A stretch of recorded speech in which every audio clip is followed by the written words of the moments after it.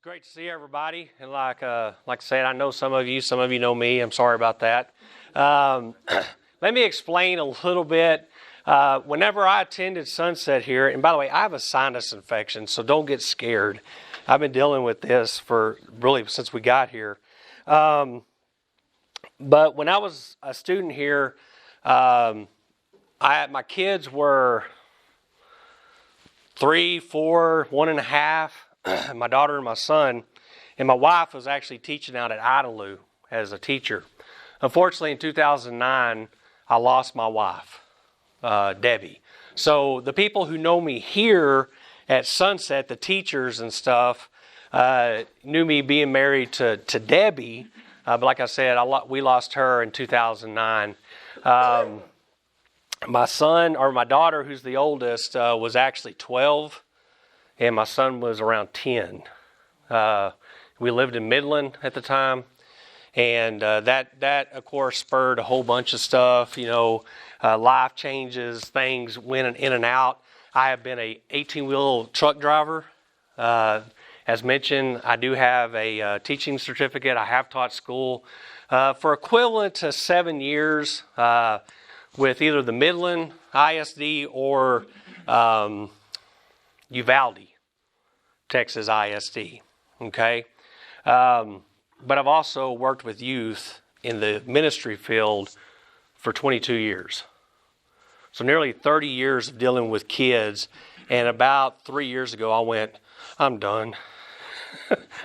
I can't do this anymore. And I tell people I did it for another year after my heart told me it was time to step down. And I tell people I still did what I was supposed to do. I still, performed all the tasks I was asked to do. But my desire, my heart started to change. God put a different focus on my heart. And that was to start what is known as Street Ministries 2540. And I'll just throw out the name right now. The name can be kind of taken kind of weird. We've actually been told, how come you don't put where the 2540 comes from? And the reason is, you would be surprised at how many people walk up to us in restaurants, in Walmart, wherever we might be, and ask us, I liked your shirt, I like what you're wearing. What's the 2540 stand for? I don't start the conversation. They do. And it comes from Matthew 25:40. Okay? If you're not familiar with the passage, once I start telling you, you'll understand. Beginning of verse 31 through the end of the chapter, verse 46, is when Jesus is sitting there talking and he's separating the sheep and the goat. And he says, for those that fed me when I was hungry, gave me clothes to wear when I was naked, gave me something to drink when I was thirsty, those will inherit eternal life. And of course, they said, well, when do we ever do that? And he says, when you've done it to the least of these brothers or sisters of mine, you've done it to me. That's 2540. Right. Now, I've been in a lot of congregations. People ask me, well, it's talking about brothers and sisters. And I say, yeah, it's true. I agree with you 100%. You go back to the original Greek and all that, and you look it up, and the word brothers or sisters are people who are believers in Christ. 100%. Agree with you. But if you're working with people on the street and you ask them the question, if they're a believer and they say yes, whether they're lying or not, you still have to help them because that's all you have to go on. That's right. But then I throw out Hebrews 13, verse 2. Mm-hmm. Be kind to strangers. You might be entertaining angels unaware. So either you're entertaining angels or you're entertaining God. Either way, you're supposed to help people. Okay? The problem that I have seen, and if you look at this title, I don't know if this is the title just struck you and you just wanted to come here because of that, but there's a quote that I have heard over the years. Finding out who actually said it the first time, I have no clue.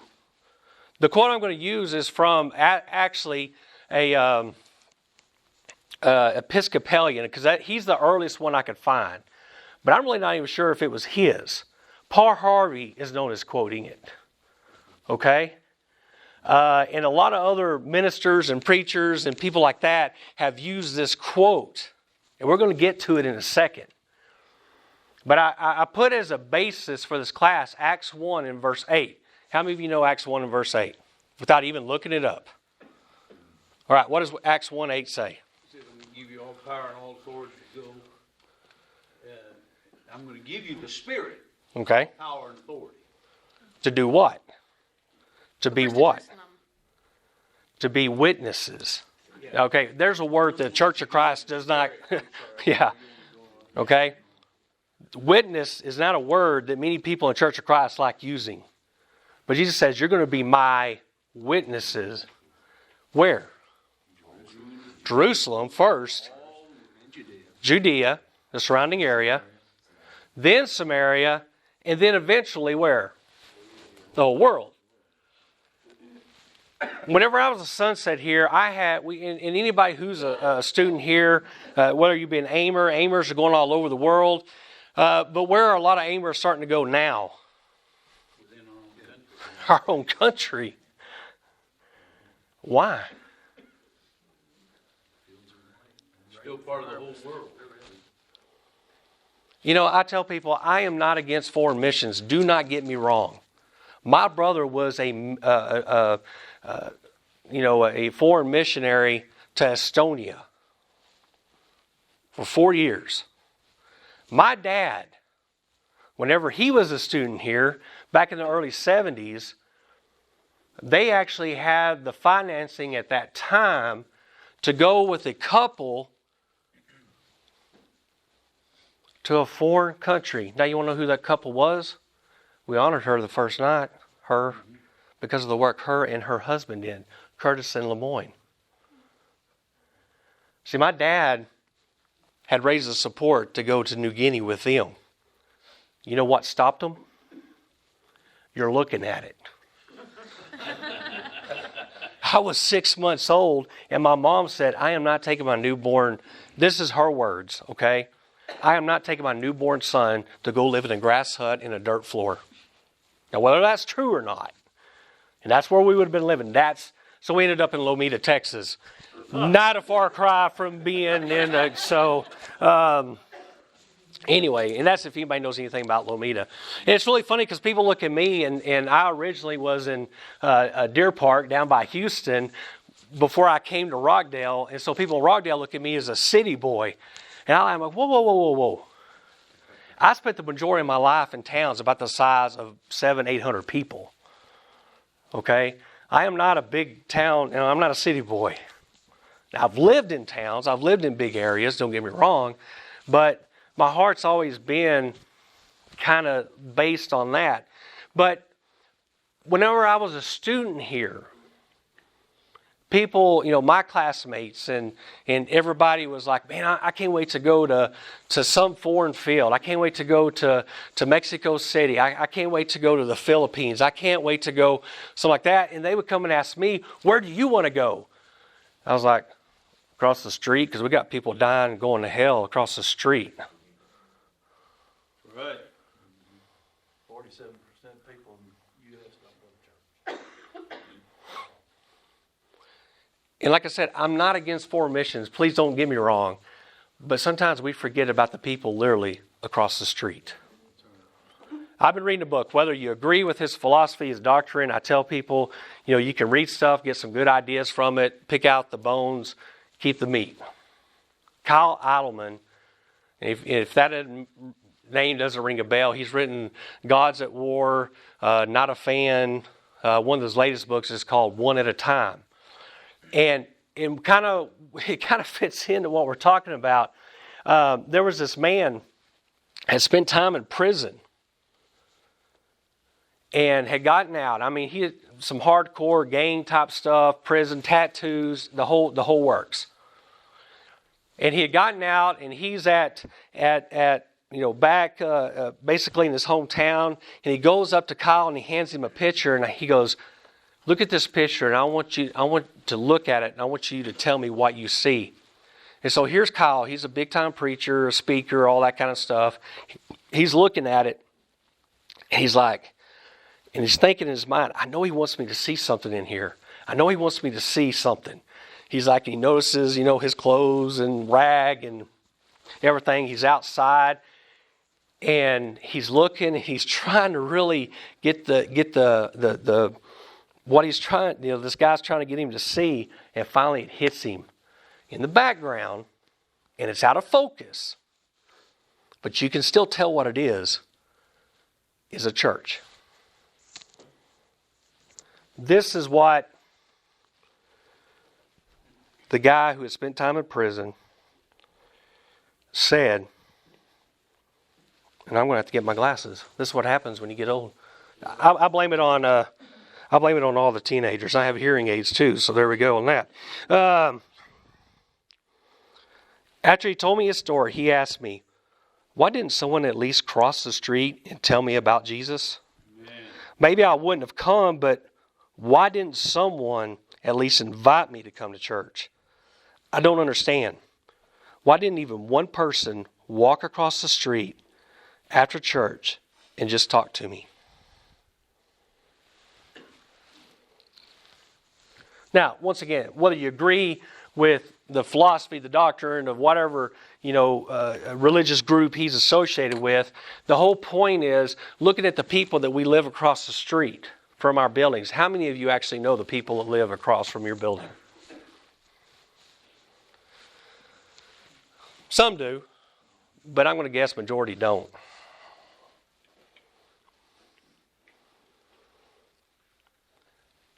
I'm not trying to step on anybody's toes. I remember every time somebody would say that to my dad, boy, you really stepped on my toes today, preacher. And he was like, well, really wasn't aiming for your toes. I was aiming for your heart. All right? And that's always kind of stuck with me.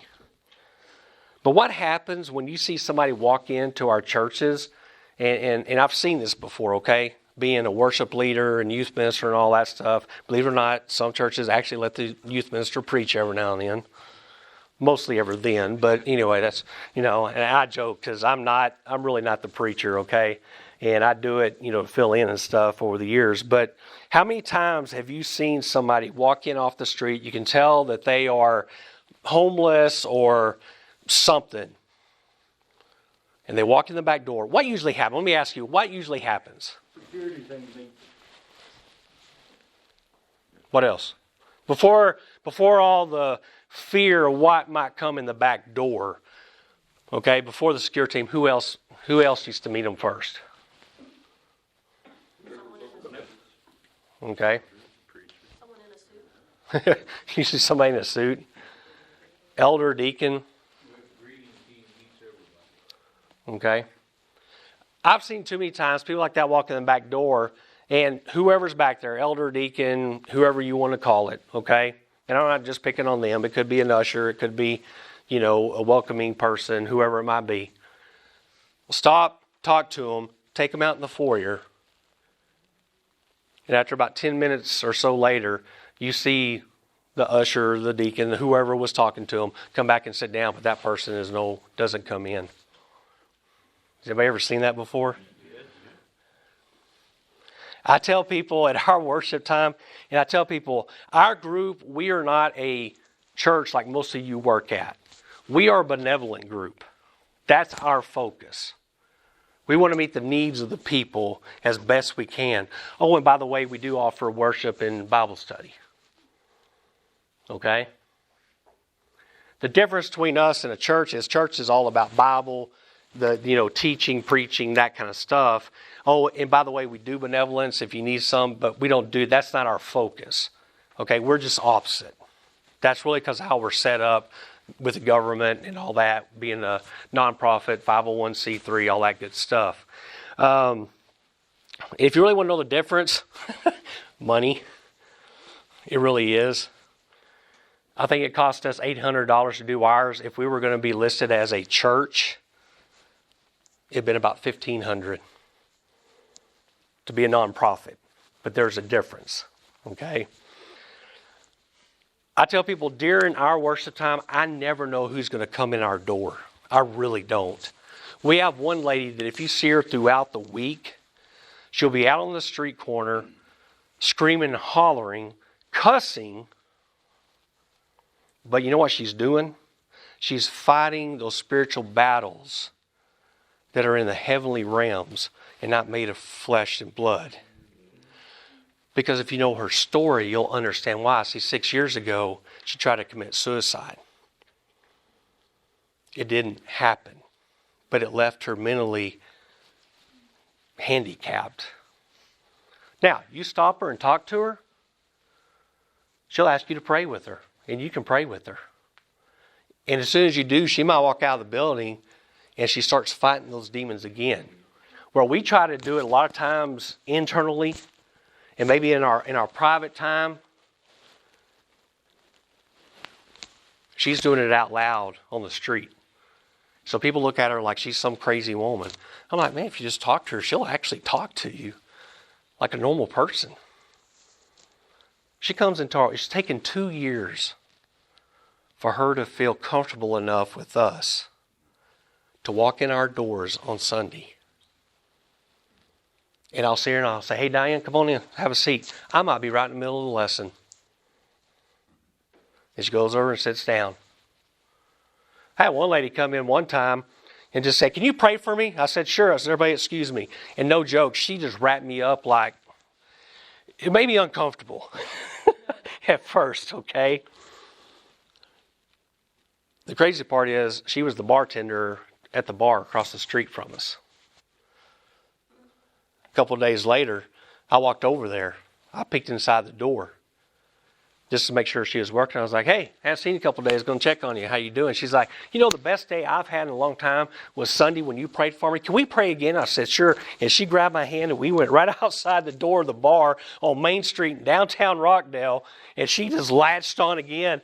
And in my mind, I'm like, well, this is going to be great. People walking, driving by and seeing this woman just latched on to me. So what did I do? Dear Lord. Okay. Where did Jesus meet the people? Where they were. Here's a quote, and I'm going to have to do this the old-fashioned way. I didn't bring my clicker with me, so I'm going to have to use my finger. Here's the quote from Sam Shoemaker. Now, like I said, I really don't know who came up with the quote first, but this kind of always struck me when I saw this. And it says, in the Great Commission, the Lord has called us to be what? Fishers of men. Starting where? At home. In our community. Okay? We've turned the commission around so we become merely keepers of the aquarium. Occasionally I take some fish out of your fish bowl and put them into mine, and you do the same with my bowl. But we're all tending the same fish. Now, I'm not sitting here, I'm not going to be one of these ones to stand up here and pick on any religious group or anything like that. What I have noticed over the years is that people who tend to come that are new to our congregation grew up going to a church somewhere. Baptist, Methodist, even Catholic. Even some of the teachers that have been through Sunset have been raised as Catholic. Don't know if you knew that or not. But then they met their wife. They were converted. Became missionaries. And have done great work for the church. But they knew who God was. They went to church somewhere. They went to a building and at least they knew who some of the people were. Every time we had somebody in the youth group who had been coming to church, my kids, okay? My daughter is now 25 and as it was mentioned, I performed her wedding July the 31st. A few months later, I got to do my son's wedding on October the 2nd. Okay? My daughter's 25. My son is 23. And as mentioned, I do have a stepdaughter at home. She's 17. I don't know what I was thinking. Because having to do junior high all over again and now high school, it's crazy. But they, I had the honor of not only doing their weddings, but when they decided to become a child of God, I got to perform their baptism. Amen. Okay? And that's awesome. It's an awesome feeling. But guys, to me, that's swelling the church. My kids went to church their whole life. They were 3 and 1.5 when I came to Sunset. One of the things I didn't mention is my middle name. I'm going to say my middle name. And some of you will be like, oh. And before I give it to you, and my phone is ringing. I get calls all the time because of the work we do, and I'm sorry about that. I sat down with this man and said, thinking about using that name. And he looked at me and he said, well, that name might get you through a few doors, and it might have a whole bunch of doors slammed in your face. See, because my middle name is Klein. If you don't know who Klein is, we're here today because of a dream he had back in the early 60s. The Sunset International Bible Institute, which is the, fourth name that has been under. I still call it Sunset School of Preaching because that's what I grew up hearing from my dad when he went through here.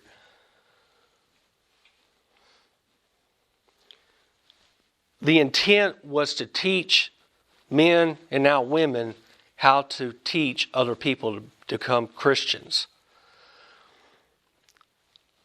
And like I said, we do a really good job. I think most of y'all were up in the auditorium with the flag ceremony that's done every time there's a workshop, right? And you see all those flags and the great work.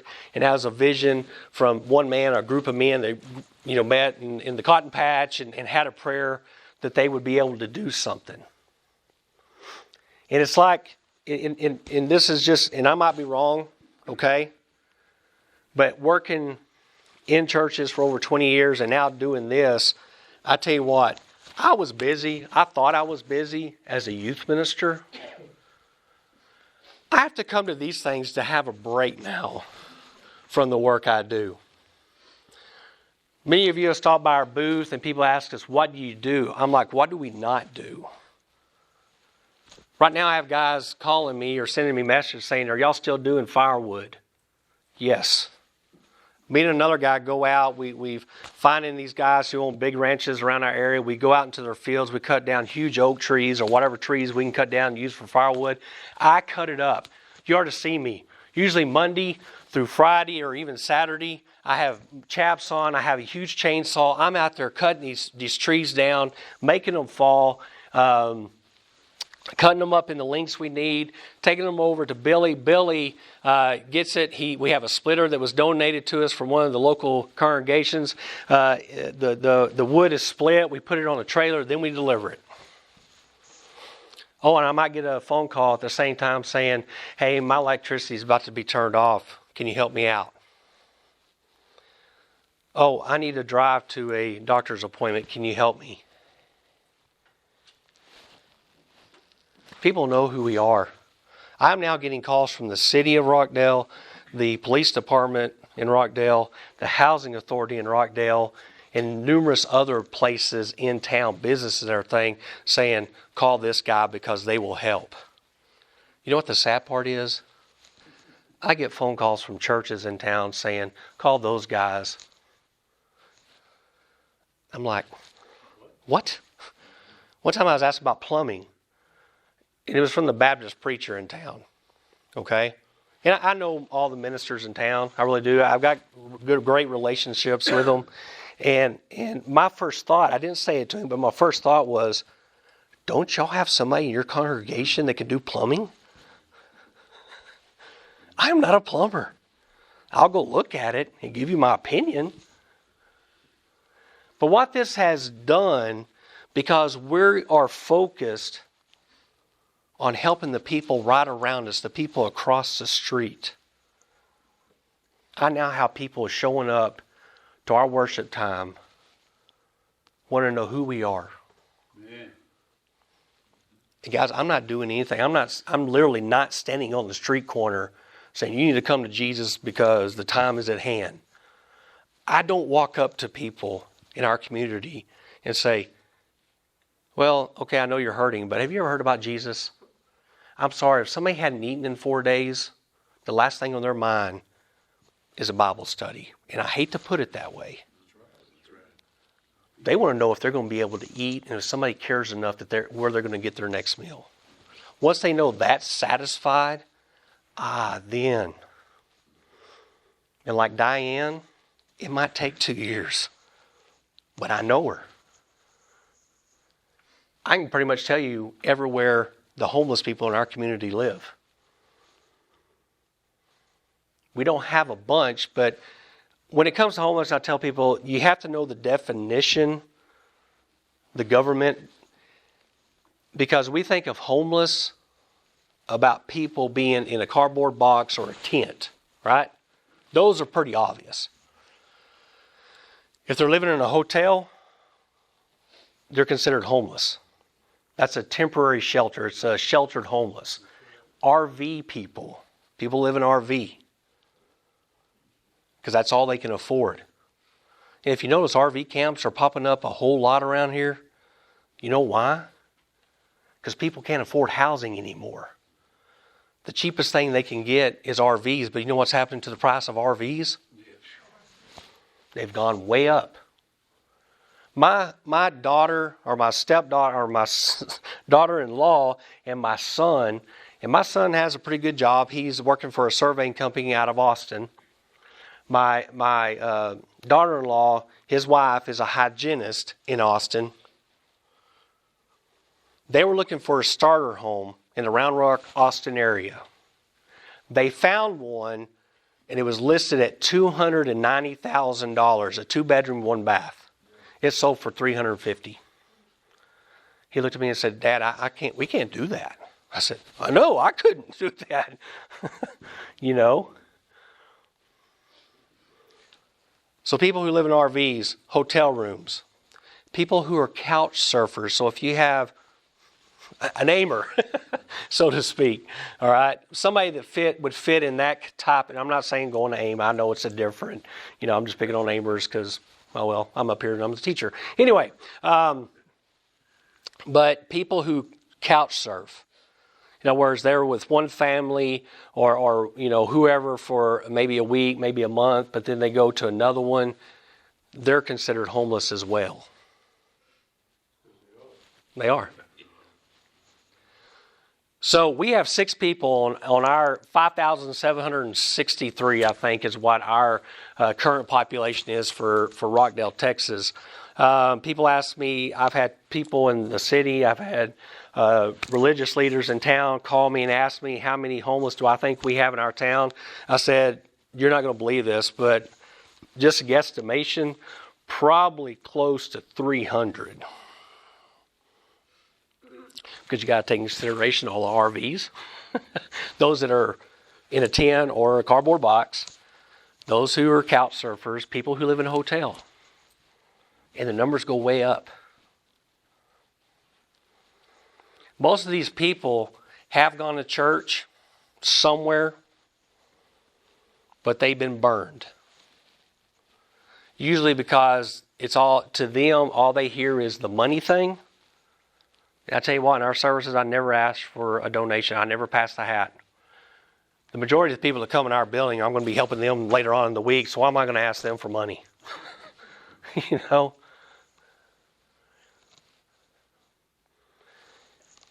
But this whole mindset of Aquarium is as long as what's going on inside our 4 walls is good and taken care of, we're okay. But anytime there's something new added that causes something different, what happens? Did you ever think about that? People get scared. Ooh, this crazy lady we seen walking around town all of a sudden is walking into our building. Because they don't look like me and you. I heard a preacher a couple years ago talking, in our mindset, if you look, even church plants always start with people who look like people in this room. You ever notice that? Usually middle class, educated. My right-hand man 4 years ago was strung out on drugs and alcohol. He still has issues with his past life. He's still on probation. And he will be until he gets his fine paid off. Right now he has 2 fines totaling almost $3,000. He cannot get a driver's license. But a lot of times when I leave town, I hand him my debit card and said, call me before you use it so I make sure we have enough money in the account. But if you need it, there it is. I trust him. Just the other night, the police were called to his house because of a false thing. He calls me. He's all upset. And I said, see if you ever heard this before. Stay the course. Continue your race. Does that sound familiar? That's basically what I said to him. I said, you're doing good. I know that past is creeping up on you. Because guys, a while back, 3 years ago, when I started street ministries, I was still working at a church. Without saying it blank, just flat out, the leadership really didn't want to have anything to do with what I was wanting to do, and using the youth group as a starting point. And I'll be honest, at that time, my heart and everything, like I said earlier, I was done. And so about 2.5 years ago, doing this full-time street ministries, we got our nonprofit status and all that. And I started looking and saying, in the words of another preacher I know, he said, we have become so used to our pretty buildings and our pretty pews and our pretty pulpit and our pretty people. I'm going to be honest with you. It's messy and it's dirty and it's hard.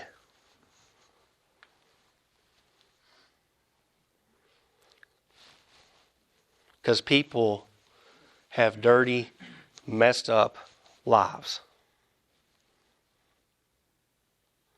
As long as they look like us, we're willing to evangelize them.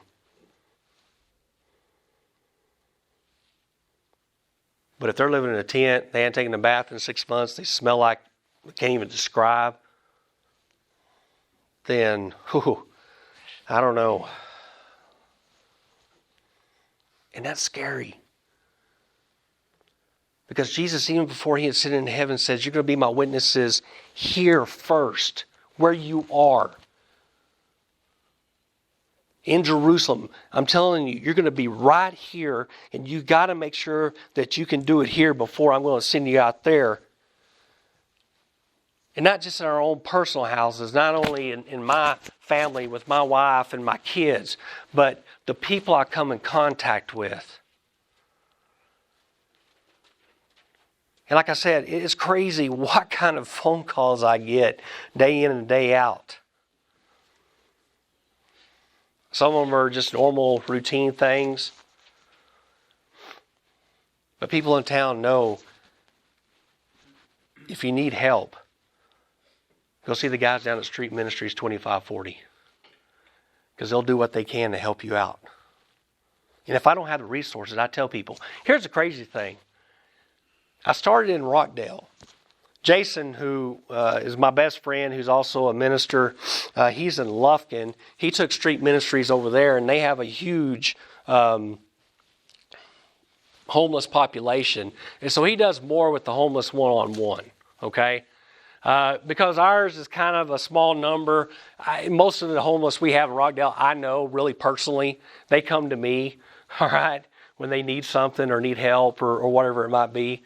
They walk in, and I love it because they look at me and they call me pastor. Okay, I am not a pastor, okay? But they call me that. Why? Because I'm taking the role of a pastor. I even have doctors that come in and call me. And I'm like, don't call me, just call me Jason. Please. Okay, Pastor Hale. I'm like, whatever. All right. but taking that role and looking after the spiritual and the physical needs of the people. They look to you as that. So this quote, what do you think about it? Does it make you feel uncomfortable? Does it kind of sting a little bit? Because sometimes we have to have some ouches. Anybody who's known me, I tell them, look, if you're going to be around me, get ready to step out of your comfort zone because I'm going to push you to do things you didn't think you were going to be willing to do. Whether it be a teenager or whatever. And I've had teenagers come to me and said, I will never get up in front of people. I'll never do any of that stuff. I don't have to. I don't need to. I won't do it.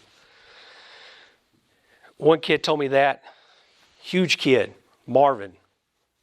And we always joke around. He's like my adopted son. Makes it even funnier that he's African American and he's about this tall and he's not like overweight. He's just a big kid. All right? And he's one of those ones that said, I will never get in front of people. He goes to San Angelo, becomes part of Rounds for Christ.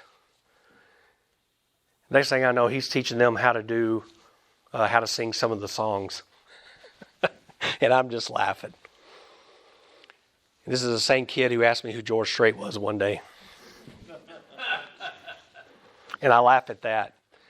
Same day he asked me who George Strait was and what's a dually. I told him, you know what my dream is? Because he went to San Angelo State to get a farm and ranch business degree. I think that's something like that. I told him my dream is for you, when you get done, to come home driving a dually, listen to George Strait. That will make my day. Okay? And we still laugh about that. But I want y'all to watch something. Hopefully this will work. It might take for a second for it to click on. Some of you might have seen this before, but I want you to, if you want, to watch this video. Okay? So sometimes it kind of takes a second for it to, there it goes. And it's not real long. Count how many times the players wearing white pass the ball.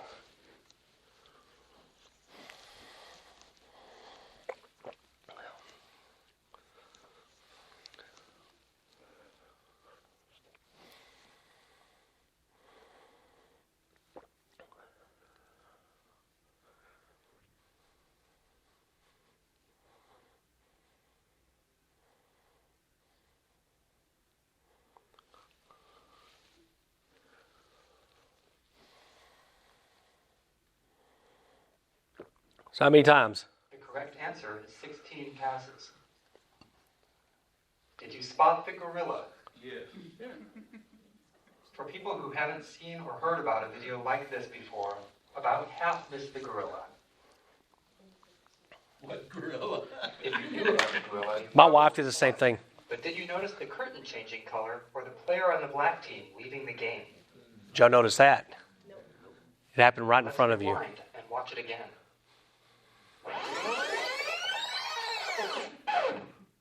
Here comes the gorilla, and there goes a player, and the curtain is changing from red to gold. When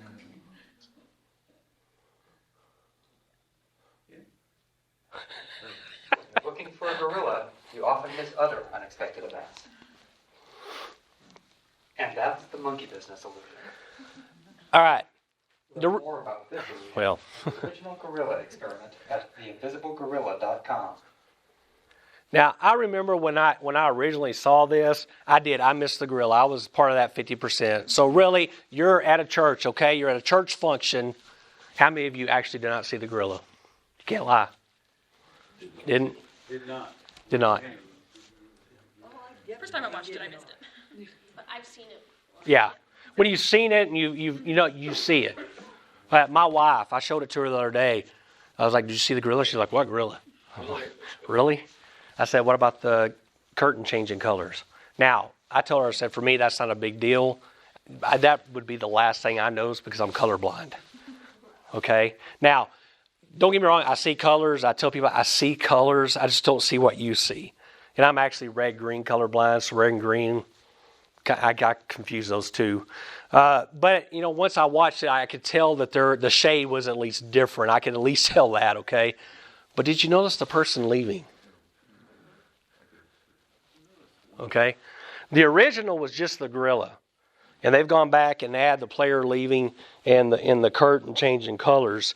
And I picked that one because of those three things. And the reason I picked this, because this is what's happening in our towns, our congregations, and we're missing it. Because we're focused on keeping our aquarium pretty. I don't know what else how to say it. If there's something major, we see it. I tell people in our community, we rally really good around things that are happening, especially the kids. Over the last 2 or 3 years, we've had 2 kids in our community. One died of brain cancer. Okay? Town rallied around her and her family, praying and everything else. Unfortunately, the young girl lost her life. Here now we have another kid who's actually down in Houston at the Children's Hospital who has been fighting for about 6 months now a brain infection. He's a 5th grader. Town does really good when you have those guerrilla moments. Our churches do really good when we have those guerrilla moments. Okay? And as I was really thinking about a lot of this stuff, it kind of hit me as I was kind of winding down working as a youth minister. There was an older gentleman in the congregation that didn't go to the elders. He didn't go to the preacher. He came to the youth minister. You want to know why? Because what he was facing is stuff I had been facing and I have faced.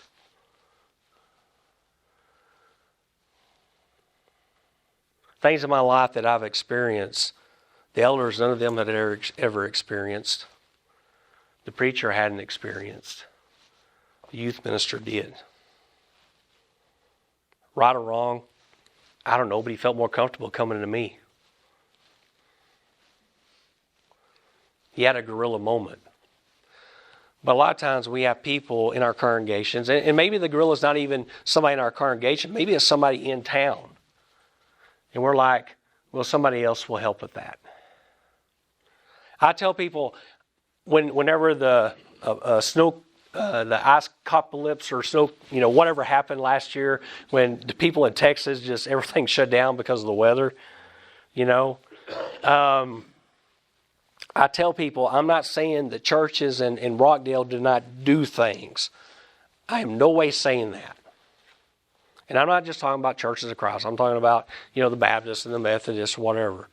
But when it came to opening up their building to help people who were without water and electricity, there was only 2 places in town in Rockdale that opened their doors. The Cowboy Church and Street Ministries 2540. They had a pretty good staff out there at the Cowboy Church cooking food and stuff. So they would actually call me and say, do you have people you need to get food to? And I said, yes. Take it down to the hotel.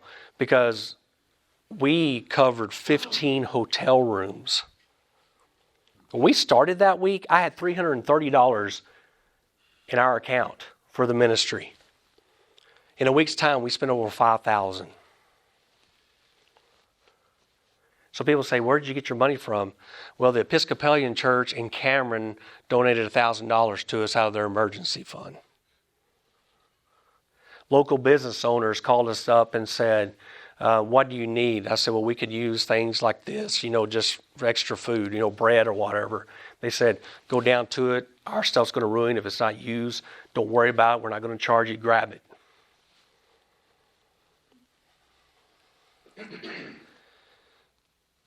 People in the community called and said, what else do you need? And I said, well, really what I need right now is help covering hotel rooms. I said, if you trust the general manager, he has my card on file right now. You can call him, and he'll call me and call you before he charges your card. But if you're okay with that, well, you can do that. And so I had 4 people donate about $1,500. The other $1,500 or $2,500, somehow the Lord blessed us with money coming in from all over the state to help cover those rooms.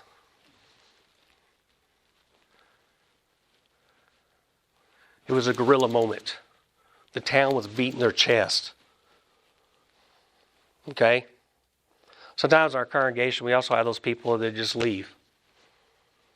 They don't like the preacher, they don't like the singing, they don't like whatever. Okay? And we make the attempt, hey, we missed you, but there's real no connection because we're not really focusing. Because I'm going to play another video by these same guys, and it'll kind of play into that part. But then you also have, those ones where things are just changing around us, like the background in that one. And we're too scared to really find out about it. And they're like, well, aren't you the church? Well, yeah, we're doing a lot of good work over in, and they name a country. But when it comes to your front door, it gets kind of scary. Because we're used to that aquarium mindset. Right? And the reason I say let's move back to the mountainside, because where did Jesus do his ministry once again? He was on a mountainside. He was in a boat. He loved parties. I hate to say that.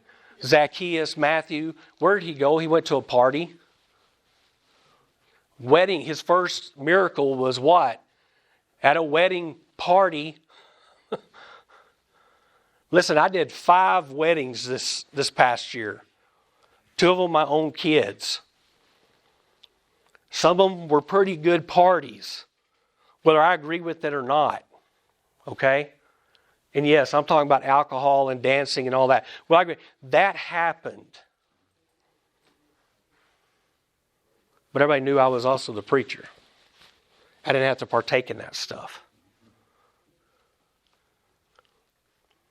Jesus was the same way. He was out where the people were. Hence our name, Street Ministries, because where was Jesus? Out on the street doing his ministry. Why? Because he wanted to make sure people were taken care of their physical needs. Jesus was actually approached and asked, I will follow you anywhere. And what does he turn and say to him in Matthew 8? The foxes have their dens, the birds of the air have their nests. The Son of Man has nowhere to lay his head. He just told you in his own mouth that he was homeless. One more, and I know we're kind of running out of time. And I'll see if I might have to exit out. There he goes. Let's watch this one real quick. Because I think this happens a lot in our communities. This video shows a participant from a 1998 study by Daniel Simons and Daniel Levin. Watch what happens as the unsuspecting pedestrian provides directions. The young man on the left is one of the experimenters. He has approached the white-haired man and asked for directions. Watch closely as 2 people carrying a door pass between them, and the first experimenter is replaced by someone else.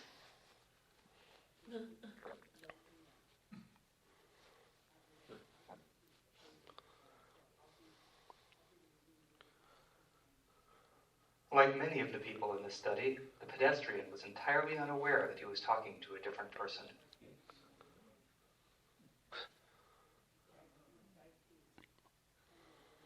Approximately 50% of the people approached in this study didn't notice when the person they were talking to was replaced by someone else. This study was among the first to demonstrate that chain points can occur outside of the laboratory. This video is from research by Daniel Simons and Daniel Levin and is copyrighted. It is available for use in talks, training, and teaching on DVDs from VizCog Productions. And I'm leaving this up here, so if you want to go back, they have some other things. InvisibleGorilla.com. Yeah, if you go to InvisibleGorilla.com, they actually have about 3 or 4 more videos that kind of deal with this type of thing. Some of them are very obvious, and some of them aren't. And you really have to pay attention. But the reason I like this is because so many times we're invisible to the people who are right there all the time. A couple years ago, we were out in Red River, New Mexico for the family encampment. Okay? And as I was talking to people at our booth, people were coming up to me. I'll never forget this one lady asked me and said, well, besides the obvious, if I'm walking down in Houston and I see somebody sleeping on a thing, I know they're homeless. But outside of that, how do you notice these people? And I looked at her and I said, there's actually 4 in this town right now that I've seen. And she's like, no way. And I said, yes. I said, have you seen that guy walking down the street with a backpack? She's like, I think so. I said, he's probably a migrant because he has a backpack and he's moving, but he's still homeless. I said, there were 3 others like him in town. She goes, I just haven't really ever noticed anybody like that, even where I'm from. But now that I brought attention to people in this, people are sending me messages saying, I now see people everywhere. I'm like, they were there all along. They haven't gone anywhere. The funny thing about this guy that I told about the backpack, I don't know if y'all know it, but there was a real wealthy man about, I don't know how many years ago, got a whole bunch of his money. He put it in a treasure box and buried it and then left clues. And it's been on news and all that other stuff. In fact, about a year ago, somebody found the treasure. Well, this man actually had walked literally all the way from California to the hills of Red River, New Mexico, looking for that treasure because that's where he believed it was. Him and his dog. We got finished with one of the days and we started walking out. I was still at the booth and the couple that was with us walked out. Actually, Billy Mitchum, who's also a graduate of Sunset. Billy walked out and came back in. He said, hey, that guy's out here. I said, well, grab him a hoodie and stuff. We'll go give it to him because our T-shirts and hoodies are buy one, we donate with people in need. Okay? And so he grabbed one. We're out there. I walked out with him, and we're sitting there talking to him. And of course, he has the long hair, and he has the long beard, and he's really not that old. He's pretty young. He's probably in his mid-30s. And I say that because I'm older than he is, okay? I might not look that old. I'm looking at 50 in the face. Okay, I'll be 50. I'll be 50, okay? Yeah, but when you were fixing to turn 50, how'd you feel? That's what I always say. All right? And we handed him a hygiene bag, and he looked at it and he said, I really don't need all this. Can I give you back the stuff I don't need? He said, because I'm kind of, have to be conscious of how much weight I'm carrying around. I said, I get it, man. Because he had actually walked it up and down the mountain, walked it, not rode, because it cost money to ride. He didn't have the money. Walked up and down the mountain 7 times already at that point in like 2 days. It was crazy. All right. And I said, sure. And he opens up the bag and he fills around. And he pulls out and he goes, I don't need this. And he hands it to me. And I said, well, why not? It was a razor. It was like, 0.1 ounces? And I said, okay, I'll put that back. And that's the only thing he handed back to us.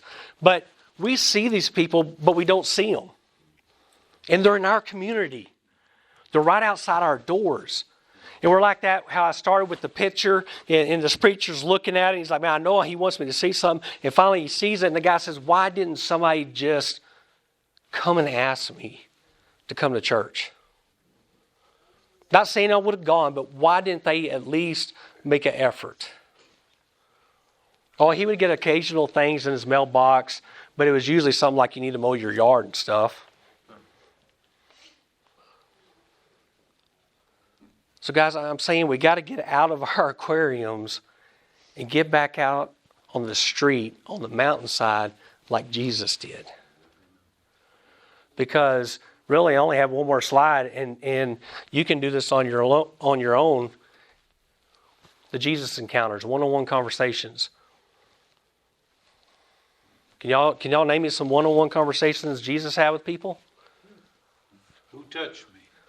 Samaritan woman. Rich man. Zacchaeus. The centurion. If you want to go, and when I was looking at that, I was like, I'm not even talking about the apostles. I'm just talking about one-on-one, where he dealt and where he was. The man who's was lowered down through the roof. And it wasn't so much just the man. He healed him. But Jesus healed him because of why? Because of his friends. These friends loved him enough, whatever was wrong with him, to be willing to rip somebody's house apart to get him into the man they knew could heal him. Why don't we do the same? Because I go into houses that I really have to take a breath before I ever walk in. And I go there every week because one of the things we do with our ministry is we provide food every Sunday. You know what I'm going to be doing when I get back Saturday? Trying to decide what I'm cooking for Sunday. Every now and then I have somebody call and say, who's cooking Sunday? I'm like, I guess you are, because you just asked me. And sometimes if I'm going to be out of town, I will call somebody and say, hey, can you handle the food this week for me? I'm going to be out of town. And they'll say, yeah, if they can. But if we meet 52 Sundays out of the year, probably about 48, I do the cooking. Sometimes it's really easy stuff. I throw baked potatoes in the oven and do that. Sometimes I really go all out and do smoked mac and cheese, smoked chicken. I do some, and I don't try to do just the normal stuff. I try to give a good, hearty, healthy, hot meal that some of our people don't get at all during the week. On average, I'm spending $75 to $100 every time out of our ministry. Guys, I'm going to be honest with you. I'm not getting paid. For 2 years, I went without a salary. I'm making $1,000 now.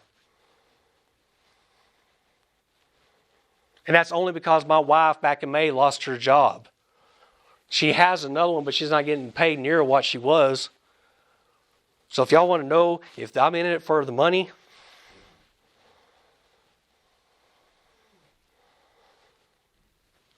so those people who come to me and saying I'm on a fixed income, I know exactly how they feel. Because here lately, my wife and I have been doing the same thing a lot of those people we help are. Which bill are we not going to pay today? And I'm not mad.